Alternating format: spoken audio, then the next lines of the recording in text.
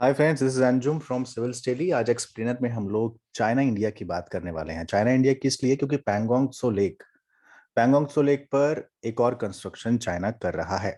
और वो क्या इंपॉर्टेंस है इस कंस्ट्रक्शन की, और उस ब्रिज को कंस्ट्रक्ट करने के बाद क्या असर पड़ सकता है, इसके बारे में हम लोग बात करेंगे। प्रीलिम्स लेवल में यस, मैप बेस्ड लोकेशंस वगैरह वगैरह इंपॉर्टेंट है, और मेंस लेवल पे आईआर और ज्योग्राफी के हिसाब से इंपॉर्टेंट तो है ही इंडिया चाइना रिलेशंस, बिकॉज एकदम करीबी पड़ोसी, नेबर, और उसमें भी हर समय आग बबूला, है ना, ड्रैगन। तो हम लोग इस पे बात करेंगे आज। तो ये मैं हूँ, ये मेरी टीम है, और यहाँ पर हम लोग एक्सप्लेनर कर रहे हैं। तो ये बर्निंग इशू है, editorial, daily current affairs analysis, MCQs, op-ed वगैरह, ये सुबह से लेकर शाम तक आते रहते हैं। तो आपने अगर चैनल सब्सक्राइब नहीं किया तो कर लीजिएगा। आइए शुरुआत करते हैं। कॉन्टेक्स्ट क्या है? China is constructing bridge on Pangong Tso. ये ना इंटेलिजेंस यूनिट, एक जियो इंटेलिजेंस यूनिट है, उसके ना एक मेंबर हैं, और डैमियन सेमोन ने ट्वीट किया, और उस ट्वीट के बाद पूरी की पूरी मीडिया जो है, खबर छा गई सारे में। और डैमियन सेमन ने ये मीडिया रिपोर्ट्स, कुछ और मीडिया रिपोर्ट्स के आधार पर कहा कि पैंगोंग त्सो में एलिजिडली एक नया ब्रिज बना है, अंडर कंस्ट्रक्शन है, बन रहा है, आधा बन गया है। और जो कि नॉर्थ और साउथ, ये हुआ नॉर्थ और ये हुआ साउथ, नॉर्थ साउथ बैंक को लेक के जो है वो कनेक्ट करेगा। और चाइना के ट्रूप्स वहां पर कनेक्टिविटी के लिए काम कर रहे हैं। और ये एरिया जो है, अब ये बहुत ही ज्यादा, आप जानते हैं कितना ज्यादा इम्पोर्टेंट है पाकिस्तान नहीं, चाइना और इंडिया के लिहाज से। तो ये पूरी की पूरी पैंगोंग त्सो लेक है, अगर आप देख पा रहे हो, है ना, ये कर्सर मेरा घूम रहा है। और ये नॉर्थ बैंक है और ये है साउथ बैंक। इसके बारे में अभी मैं आगे स्लाइड्स में, आज ना मैप्स ज्यादा होंगे, इसलिए आपको मेरी शक्ल कम और मैप की शक्ल ज्यादा दिखेगी। तो ब्रिज कंस्ट्रक्ट हो रहा है, 20 किलोमीटर लंबा है। और finger 8 on the lake's north bank. और इंडिया हमेशा से बोलता है फिंगर 8 जो है वो एलएसी डिनोट करती है। अब ये जो नया ब्रिज है, ये क्लोजेस्ट पॉइंट होगा दोनों बैंक्स के बीच में, और 500 मीटर के अराउंड का होगा। और सबसे बड़ी बात यह है कि, सॉरी, मैंने पहले बोल दिया था bridge is being constructed more than, yes, 20 kilometre east of, ये फिंगर 8 है, ठीक है, ये फिंगर 8 है।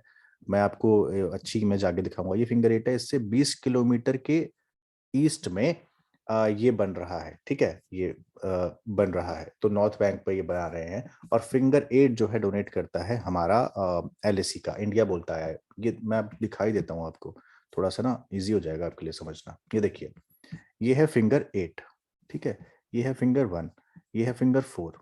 अभी जो फिंगर 4 है ना, ये फिंगर 4 को चाइना बोलता है कि यहां से एलएसी डिनोट होगी। यानी कि यहां से जो एरिया है ना, वो है भाई इंडिया का। इंडिया बोलते हैं नहीं, फिंगर 8 जो है ये यहां से हमारा एरिया है, यानी ये है एलएसी, ठीक है, एक्चुअल कंट्रोल। चाइना बोलते हैं नहीं, ये एरिया तो भाई हमारे पास में है, आपका एरिया ये है। तो ये है पूरा का पूरा विवाद। और जो पिछले दिनों मई 2020 में जो विवाद हुआ था, वो यही हुआ था, क्योंकि चाइना के जो ट्रूप्स थे वो यहाँ फिंगर 8 से होते हुए फिंगर 4 तक आ गए थे। फिंगर 4 तो ऑलमोस्ट मतलब हमारा है ही, ये तो चाइना भी मानता है। लेकिन फिंगर 8 जो कि चाइना कहता है कि वो उसका है, इंडिया बोलता है नहीं, फिंगर 8 जो है एलएसी डिनोट करता है। तो यहाँ से, अब यहाँ से होता हुआ चाइना जो है 8 किलोमीटर अंदर आ गया था, फिर यहाँ पर झड़प पड़प हुई थी दोनों के बीच में। ये आप देख पा रहे होंगे। ये देखिए, ये लद्दाख का एरिया, ये एकदम कॉर्नर पे ये है आपका, ये पैंगोंग त्सो है। तो ये पैंगोंग त्सो लेक है, ये नॉर्थ बैंक है, ये साउथ बैंक है। ये एलएसी का यहाँ पर एरिया पड़ता है। यहाँ पर फिंगर स्टार्ट हो जाती हैं। ये जो आप ये देख रहे हैं, ये 1 2 3 4 5, यही यही फिंगर्स, यहीं पर फिंगर्स हैं। तो ये पूरा का पूरा एरिया है। इसकी इंपॉर्टेंस क्या है हम लोग आगे देखते हैं। पहले ये समझ लीजिए कि ये जो नया ब्रिज है, ये क्लोजेस्ट पॉइंट है दोनों के दोनों पॉइंट्स के बीच में, 500 मीटर के अराउंड होगा, जो कि चाइना का समय बचाएगा 12 घंटे से 3 से 4 घंटे पे लेते आएगा। यानी जो काम पहले 12 घंटे में हो रहा था इधर आने के लिए, वो 4 घंटे में, 3 घंटे में हो जाएगा। अब आप समझिए, पहले उसको घूम के आना पड़ता था एक बैंक के लिए, अब वो आराम से आ सकता है, क्योंकि उसने ब्रिज यहाँ पर कनेक्ट कर लिया है। और ये ब्रिज कनेक्ट करना यानी कि एक ऊंचाई पर एक ऊंचाई पर पहुंचना, और उस ऊंचाई से आप नजर रख सकते हैं हर जगह पर, आपको पता ही है। पैंगोंग त्सो लेक के बारे में जान लेते हैं। ये गलवान घाटी है, ये पैंगोंग त्सो लेक है, जिसका एक बहुत बड़ा हिस्सा पड़ता है इंडिया में और एक बहुत बड़ा हिस्सा पड़ता है चाइना में।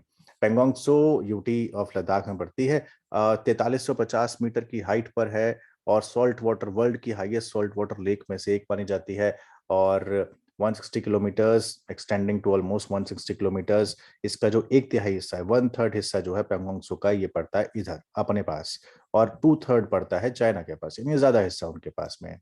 नाउ ये जो लेक है ये ग्लेशियल मेल्ट से मिलकर, मतलब ग्लेशियल मेल्ट की वजह से बनी हुई है। माउंटेन के स्पर्स हैं जो चैंग चैनमो रेंज के हैं, जिनको हम लोग रेफर्स मतलब फिंगर्स बोलते हैं। Since the military standoff began in 2020, India China दोनों ने इंफ्रास्ट्रक्चर पर काम किया है। भारत ने भी बहुत सारे वहां पर इंफ्रास्ट्रक्चर प्रोजेक्ट्स अपने बनाए हैं। चाइना भी लगातार मोटरेबल रोड्स, ब्रिजेस और लैंडिंग स्ट्रिप्स वगैरह वगैरह बना रहा है कि इन फ्यूचर अगर ऐसा कुछ होता है तो दोनों के पास इतनी सहूलियत होनी चाहिए कि इमरजेंसी में वहां पर पहुंचा जा सके। ये स्टैंड ऑफ साइट थी जहां पर आगे थे दोनों के दोनों, ये हम बात कर चुके हैं, ठीक है। अब चाइना यहाँ पर ऑलरेडी एक एक मोटरेबल रोड बना चुका है। ये एरिया ऑफ क्लैश था 2017 में, 2020 में भी यही एरिया ऑफ क्लैश आपका बनता है। यहाँ पर ये पेंगोंग त्सो है, यहाँ पर ये स्पेंगर त्सो लेक है, ये चुशुल घाटी है। चुशुल घाटी बहुत इंपॉर्टेंट होती है। चुशुल घाटी इंपॉर्टेंट इसलिए है क्योंकि एक अप्रोच है चुशुल। चुशुल अप्रोच क्या है अभी देखते हैं। तो पहले आप ये समझ लीजिए कि ये जो पैंग, थोड़ा मैप बेस्ड भी काम कर लेते हैं, जो पैंगोंग त्सो लेक है इसी के नीचे सोकर एक लेक है, ठीक है। ये वेटलैंड कॉम्प्लेक्स है और 42nd रामसर साइट के रूप में इंडिया ने इसको ऐड किया था, ठीक है। ये जो सोकर बेसिन है ये हाई एल्टीट्यूड पे है, वेटलैंड कॉम्प्लेक्स है। ये दो वाटर बॉडीज से मिलकर बनता है, स्टार्ट सापुक सो जो कि फ्रेश वाटर लेक है, और सोकर, सोकर तो ऑलमोस्ट है ही हाइपर सेलाइन है, तो जानते ही हैं।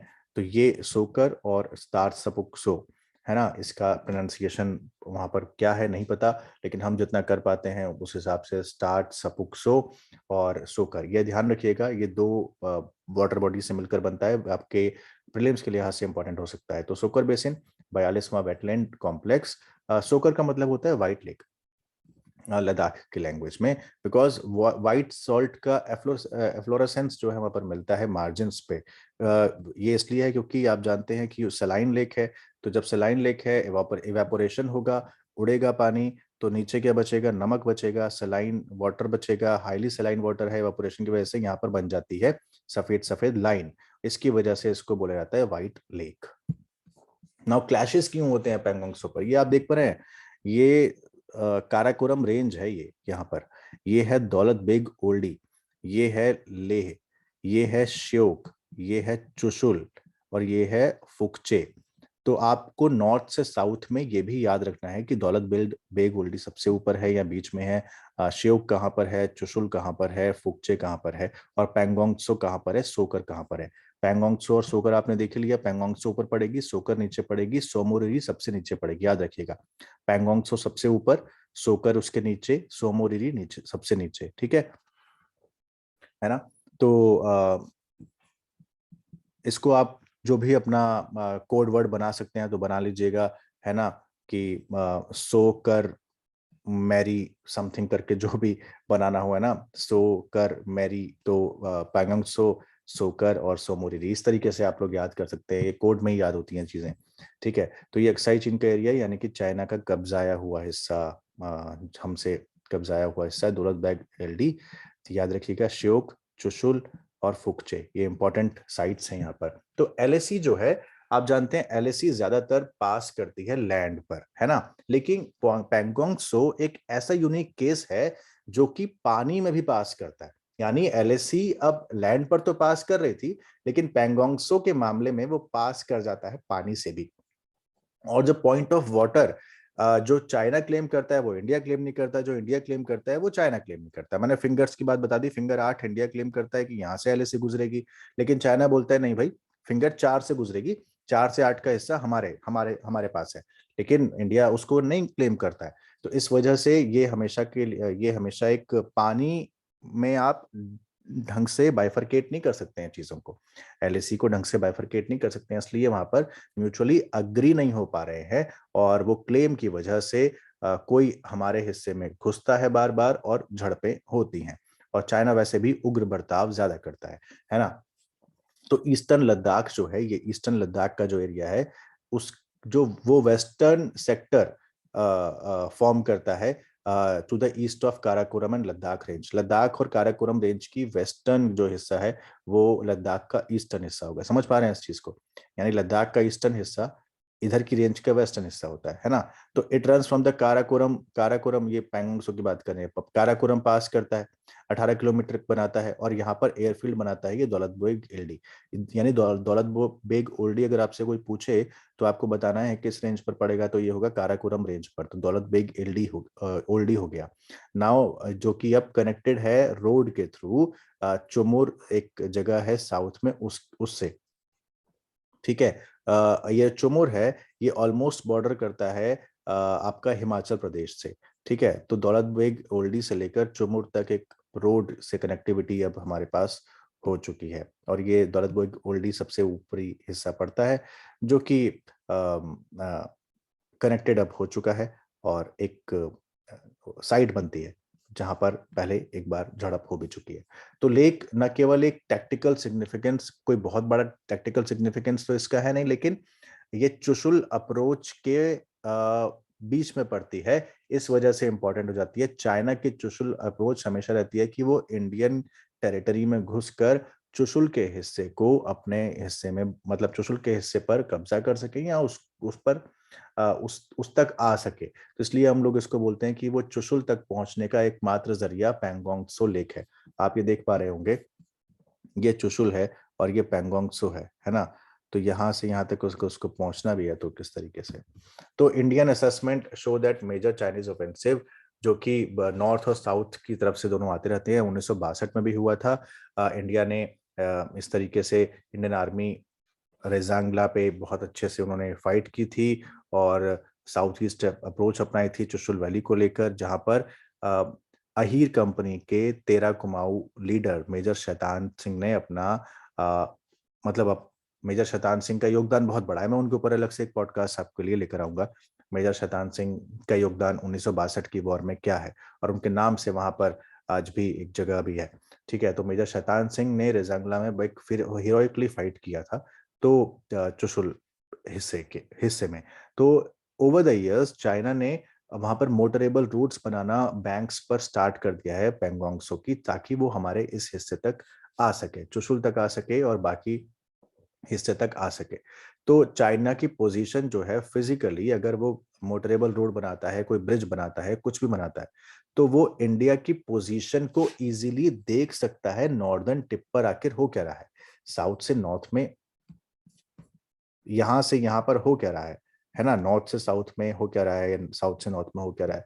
अगर उसको ये देखना हो तो उसको एक ऊंचाई की जरूरत है, और ऑलरेडी एक ऊंची जगह पर अगर आप रोड या फिर मोटर रोड या फिर आप एक ब्रिज बनाते हैं तो आपके लिए साइट करना आसान हो जाता है। तो इस वजह से ये थोड़ा सा एक चिंता की बात हो सकती है। हालांकि कहा यह गया है अभी तक की रिपोर्ट्स के अनुसार कि पैंगोंग त्सो में उसने जो रोड बनाई है, जो ब्रिज बनाया है, वो अपने ही हिस्से में बनाया है, इंडिया के हिस्से में उसने नहीं बनाया। लेकिन इस पर अभी रिपोर्ट धीरे धीरे आ रही हैं।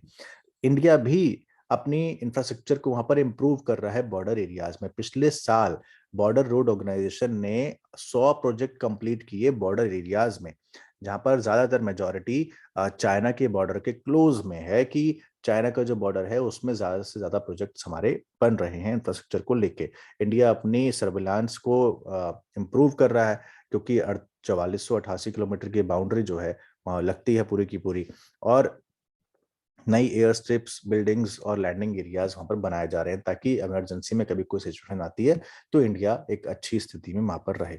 तो आपको याद रखना है ये 5-6 आपके ये साइट्स, और श्योक रोड वगैरह ये जो है, ये सब चीजें आप देख लीजिएगा। सियाचिन ग्लेशियर कहाँ पड़ता है ये देख लीजिएगा, इंपॉर्टेंट है। और ये सोकर मुरी या सोकर मिरी या सोकर गर मिरी, जो भी आपको जैसे भी याद रखना हो ये याद रखिएगा। सोकर किससे, दो दो वेटलैंड्स इसमें है। स्टार सपुक सो फ्रेश वाटर है, और सोकर, सोकर का मतलब तो वाइट होता है ना। White lake because of evaporation, क्योंकि सॉल्ट लेक है तो इवेपोरेशन हो जाता है, यहाँ लाइन बन जाती है, तो इसलिए वाइट लेक। तो ये वेटलैंड है, 42वां वेटलैंड कॉम्प्लेक्स है, याद रखिए कॉम्प्लेक्स है। तो ये आपको याद रखनी है चीजें। पैंगोंग सो का एक तिहाई हिस्सा हमारे पास है, 1/3, 2/3 चाइना के पास में है। ये फिंगर आपको याद होंगी, फिंगर 8, फिंगर 5, फिंगर 6, फिंगर 8 से हम लोग एलएसी मानते हैं। वो बोलता है नहीं, फिंगर 4 जो है, ये फिंगर 4 तक हिस्सा मेरा है।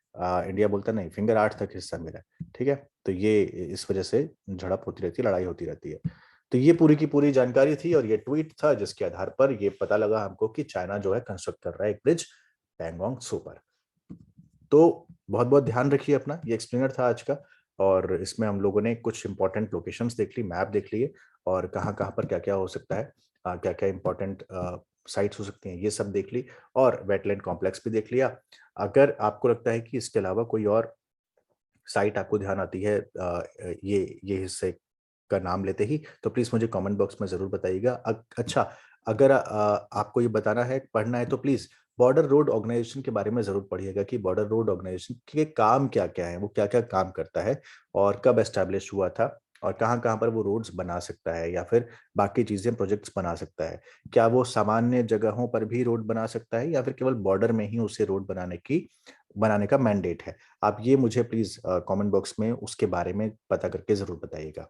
तो बहुत बहुत ध्यान रखिए, बाहर निकल रहे हैं तो प्लीज अपना बहुत ख्याल रखिए। ओमिक्रॉन का खतरा बढ़ रहा है, मैं बार बार हर वीडियो में इसलिए बोल रहा हूँ बिकॉज केसेस बहुत ज्यादा इस समय आ रहे हैं।